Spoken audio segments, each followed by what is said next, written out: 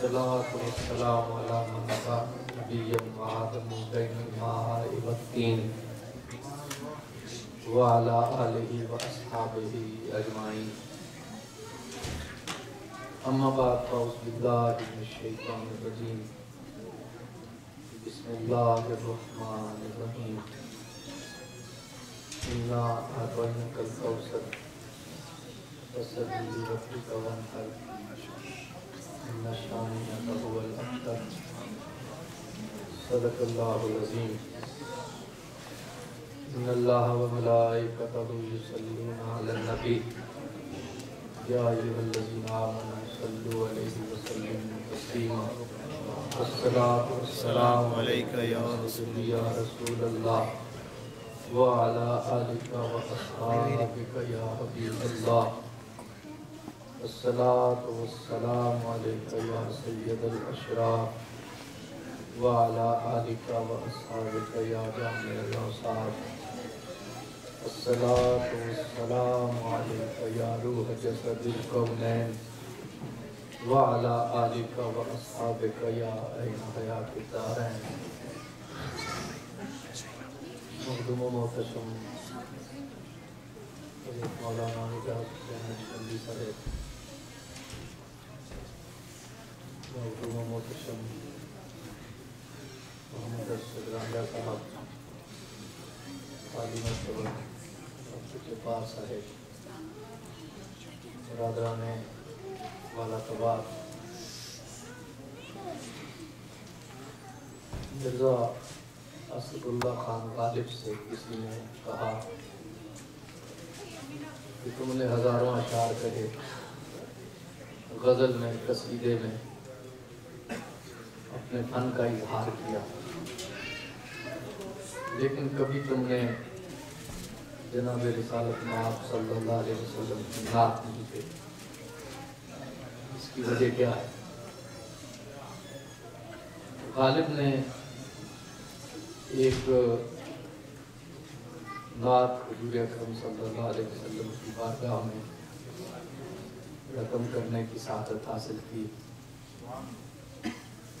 اور جو سوال ان سے کیا گیا اس کا جواب انہوں نے اس نعت کے مقطع میں دیا، اور کیا خوبصورت اور معنی خیز بات کہہ دی۔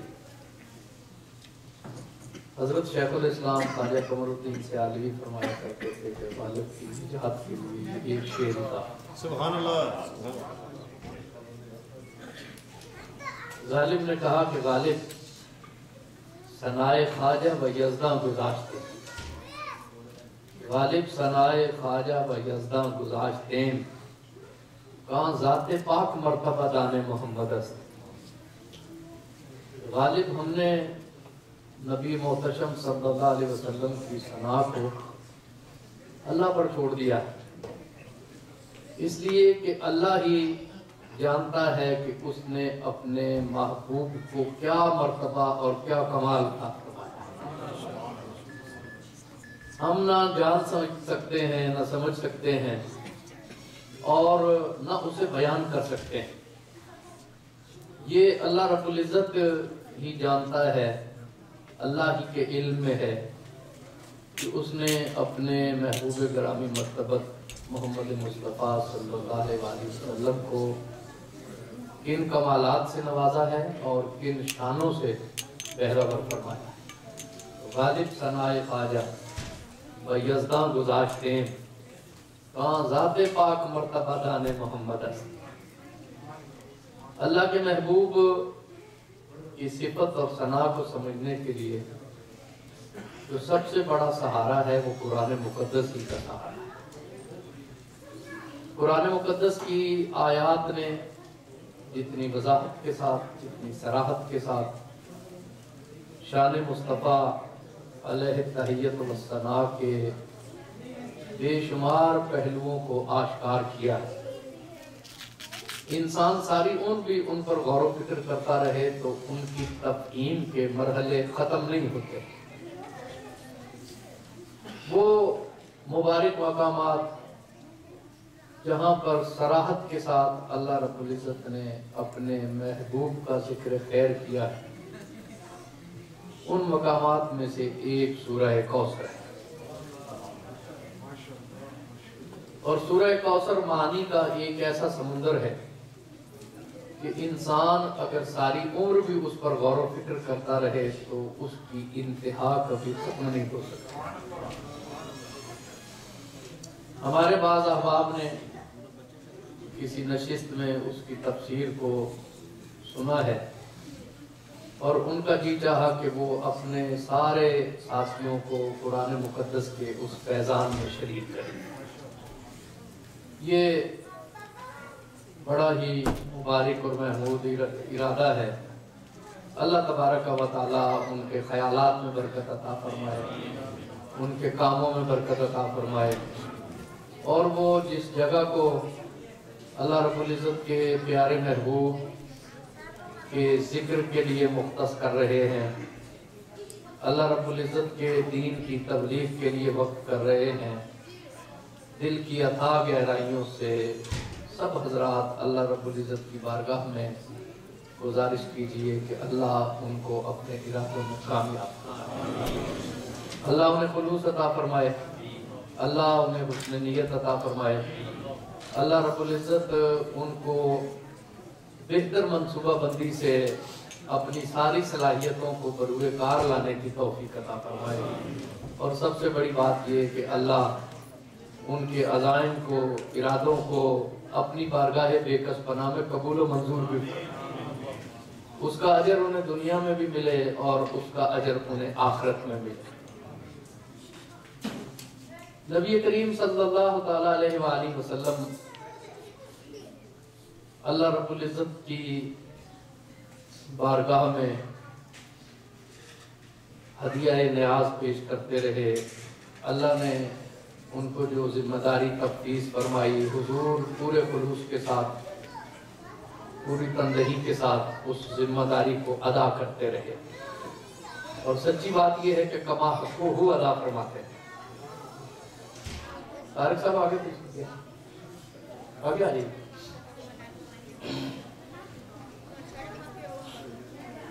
نبی کریم صلی اللہ علیہ وسلم کس اخلاص کے ساتھ، کس اخلاص کے ساتھ، کس محبت کے ساتھ اپنی ذمہ داریاں ادا کرتے رہے، انسانیت کو فلاح کے رستے پر گامزن کرنے کی کوشش کرتے رہے۔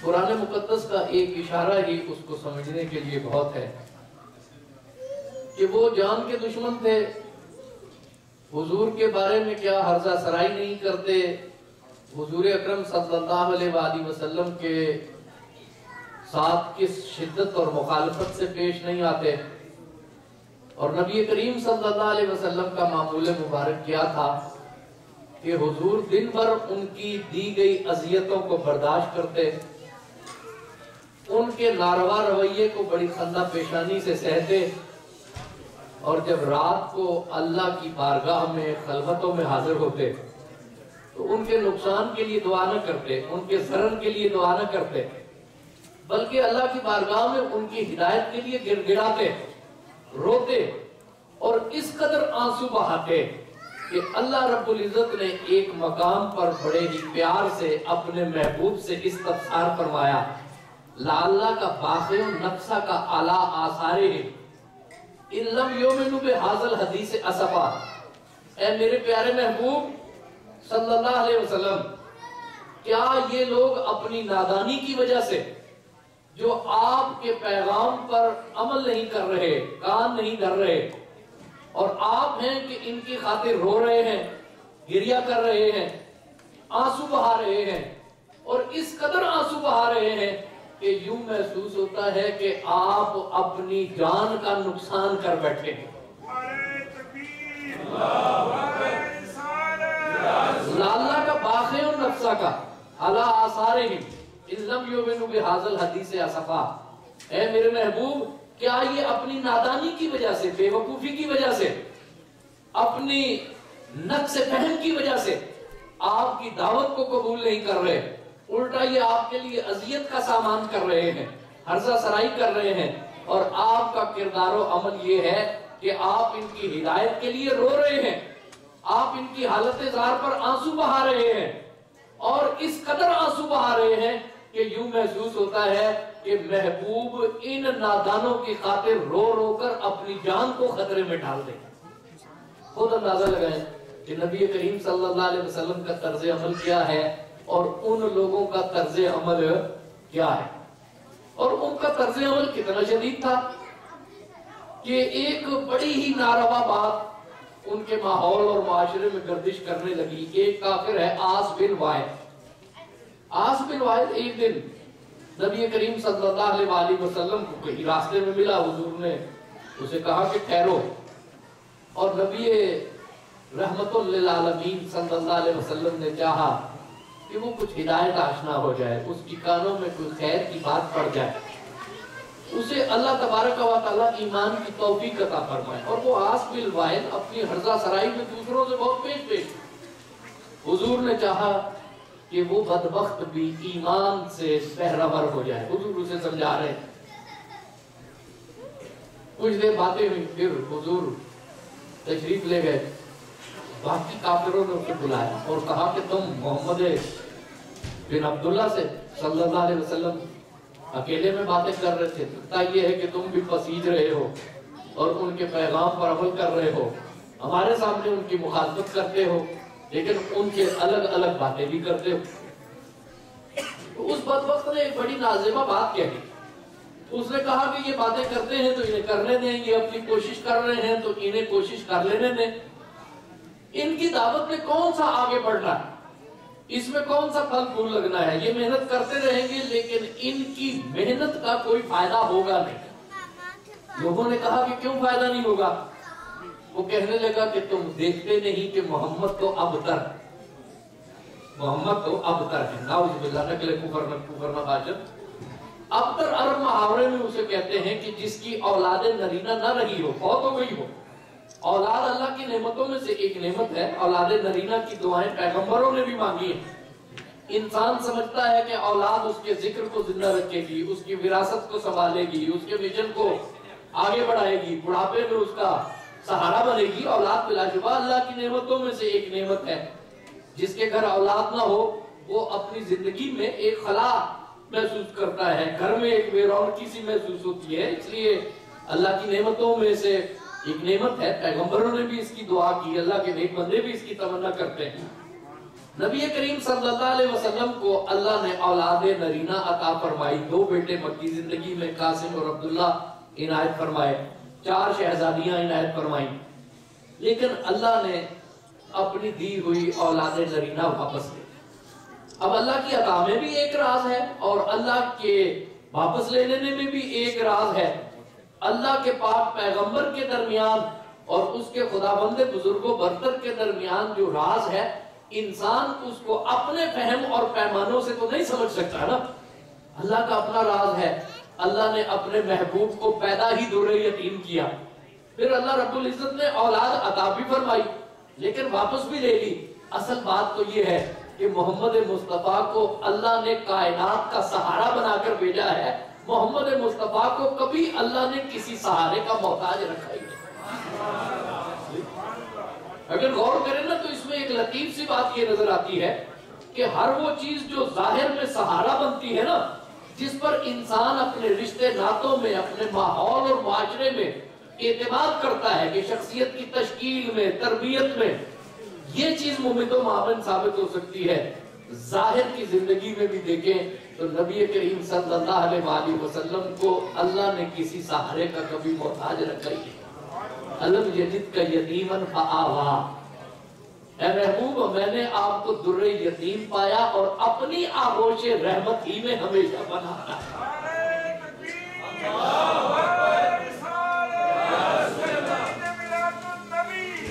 अल्लाह ने फरमाया कि ये वो दुर्रे यतीम है जिसे अल्लाह ने कभी किसी सहारे का मोहताज नहीं रखा।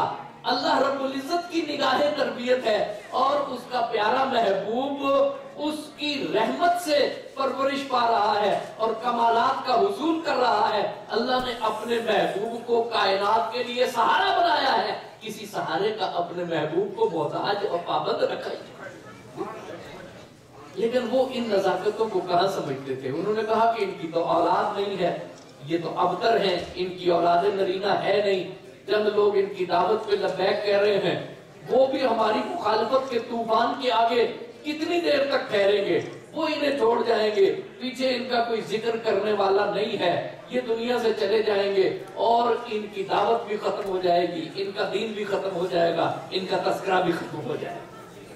اب یہ کتنی تلخ بات تھی جو کہ اس نے کہی، اس لیے کہ کسی کے دنیا سے چلے جانے پر کبھی بھی کسی شریف ماحول اور معاشرے میں خوشی کا اظہار نہیں کیا جاتا۔ حضور کے شہزادے دنیا سے چلے گئے ہیں اور وہ بدبخت اس پر خوشی کا اظہار کر رہا ہے کہ محمد صلی اللہ علیہ وسلم تو ابتر ہیں، ان کو تو پیچھے سہارا دینے والا، ان کا ذکر کرنے والا، ان کی وراثت کو سنبھالنے والا کوئی ہے ہی نہیں ہے۔ کسی بھی شریف ماحول اور معاشرے میں کسی کے دنیا سے چلے جانے پہ مسرت کا اظہار نہیں کیا جاتا، اسے اچھالا نہیں جاتا۔ لیکن وہ کتنے بدبخت لوگ تھے، وہ کتنے حضور اکرم صلی اللہ علیہ وسلم کی دشمنی میں آگے بڑھے ہوئے لوگ تھے، اور وہ کس درجہ خست کے درجے پر فائز تھے کہ وہ ان چیزوں پر بھی خوشی کا اظہار کرتے تھے۔ اور قربان جائیں، محمد مصطفیٰ صلی اللہ علیہ وسلم نے اتنی تلخ بات کو بھی سنا اور آپ نے صبر کا دامن ہاتھ سے نہ چھوڑا، آپ ان کے لیے دعائیں کرتے رہے۔ لیکن جو اللہ ہے نا، جو اس محبوب کو بھیجنے والا ہے نا، وہ اللہ بڑا غیرت مند ہے۔ اللہ رب العزت نے دیکھا کہ میرا محبوب تو ان کی ہرزہ سرائیوں کا جواب نہیں دے رہا، اللہ رب العزت نے اپنے قرآن کے ذریعے سے ان کی ہرزہ سرائیوں کا نہ صرف جواب دیا بلکہ اپنے محبوب کی شان کو ایسے خوبصورت انداز میں اجاگر کیا کہ قیامت تک بھی اس پر غور و فکر کرتے رہے تو ان کمالات کا سلسلہ ختم ہو ہی نہیں سکتا۔ اللہ نے ارشاد فرمایا اِنَّا أَعْطَيْنَاكَ الْكَوْثَرَ فَصَلِّ لِرَبِّكَ وَانْحَرْ إِنَّ شَانِئَكَ هُوَ الْأَبْتَرُ۔ اے میرے پیارے محبوب، بے شک ہم نے تو آپ کو کوثر کا مالک بنا دیا ہے، آپ اپنے رب کے لیے محبت بھری نماز پڑھیے اور اس کے حضور میں اخلاص بھری قربانی پیش کیجئے۔ بے شک آپ کا دشمن ابتر ہوگا، وہ خائب و خاسر ہو جائے گا، اس کا نام لینے والا کوئی نہیں ہوگا، ان کی نسلیں منقطع ہو جائیں گی۔ اللہ رب العزت آپ کو خائب و خاسر اور بے نام نہیں رہنے دے گا۔ اب یہ دیکھیے کہ یہ سورہ کوثر، اس میں اللہ رب العزت نے اپنے محبوب کی مدح بھی کی اور ان کے دشمنوں کی مذمت بھی کی۔ عرب میں یہ اسلوب تھا، وہ قصیدے کہتے تھے، ہجر بھی کہتے تھے، وہ اپنے سرداروں کی، اپنے بڑے لوگوں کی، اپنے نامی گرامی لوگوں کی مدح بھی کیا کرتے تھے، سینکڑوں اشعار پر مشتمل قصیدے کہا کرتے تھے، اور ہجر میں بھی وہ نظم لکھا کرتے تھے، اشعار کہا کرتے تھے، یہ دونوں رائج تھے وہاں پر۔ لیکن سورہ کوثر کوئی شعر نہیں تھا، سورہ کوثر کوئی نظم نہیں ہے، سورہ کوثر قصیدے کے پیٹرن میں اتری ہوئی کوئی چیز نہیں ہے۔ اور ایک بڑی خوبصورت بات امام فخر الدین رازی صاحب تفسیر کبیر نے تحریر فرمائی ہے۔ وہ کہتے ہیں کہ جب سورہ کوثر اتری، وہ ماحول اور معاشرہ کیا تھا؟ عربوں کو اپنی زبان دانی پہ بڑا نماز۔ وہ کہتے تھے کہ ہم تو عرب ہیں اور باقی دنیا عجم ہے۔ عجم کہتے ہیں گونگے کو۔ وہ کہا کرتے تھے کہ جو بات کرنے کا ڈھنگ ہمیں آتا ہے نا، دنیا میں کسی کو نہیں آتا۔ جو اشعار ہم کہتے ہیں، جو خطبے ہمارے خطیب دیتے ہیں، جو محاورے ہمارے ہیں، جو ضرب الامثال ہماری ہے، جو ہماری زبان میں وسعت، گہرائی، فصاحت، بلاغت اور سلاست ہے، وہ دنیا کی کسی زبان میں نہیں۔ باقی لوگ تو ہمارے مقابلے میں ایسے ہیں جیسے گفتگو کرنے والے کے مقابلے میں کوئی گونگا شخص۔ اور بلا شبہ جو لوگ عربی کے اسلوب سے کچھ واقف ہیں وہ اس کی تائید کریں گے کہ زبان کے معاملے میں عربوں کا یہ دعویٰ غلط نہیں ہے۔ عربی زبان میں جو وسعت ہے، جو گہرائی ہے، عربی زبان میں جو بات کہنے کا ڈھنگ اور اسلوب ہے، وہ سچی بات یہ ہے کہ دنیا کی کسی اور زبان میں موجود نہیں ہے۔ وہ بلا شبہ زبان کے معاملے میں ان کا یہ فخر ایسا کوئی غلط فخر بھی نہیں تھا، لیکن ان کے یہ دعوے تکبر کی حدود تک پہنچے ہوئے تھے۔ زبان پہ انہیں بڑا ناز تھا، بہت اعتبار تھا، اور اس ماحول اور معاشرے میں جبکہ وہ اچھے خطبے کے بڑے رسیات تھے، اچھے اشعار کو بہت پسند کیا کرتے تھے، اچھا محاورہ کسی کی زبان سے نکلتا اسے اچک لیتے، सैकड़ों अशार पे मुश्तमिल कसीदे उनको अल्लाह ने ज़ौक़ ऐसा दिया था, हाफ़ज़ा ऐसा दिया था कि उन्हें याद हो जाते। जिस कसीदे को वो बहुत ज्यादा पसंद करते उसको एक गार्ड ऑफ ऑनर पेश किया जाता, उसको एक एजाज दिया जाता, उसको एक प्रोटोकॉल देते, और वो ये कि उसको सोने के पत्थरों पे कंधा करके या मखमली गिलाफों पे सोने के पानी से लिखकर बैतुल्लाह की दीवारों के साथ लटका देते। बैतुल्लाह शरीफ में जाकर आवेदन कर दिया जाता और कहा जाता कि ये कसीदा ऐसा है जो कि अरबों ने बड़ा पसंद किया है, और इस कसीदे को इतना पसंद किया है कि इसे ये एजाज दिया है कि इसे काबा मुशर्रफा की दीवार के साथ लटका दिया। वो काबे के साथ बुत भी वाबस्ता कर दिया करते थे, तो वो कसीदे जिसमें गजल के अशार भी थे, तशबीह भी था, गुरेज भी थी, इंसानों की तारीफ थी, लोगों के कसीदे थे, शायरों की अपनी खुद सताई थी। जिस कलाम को बहुत पसंद करते उसको बैतुल्लाह शरीफ के साथ लटका देते।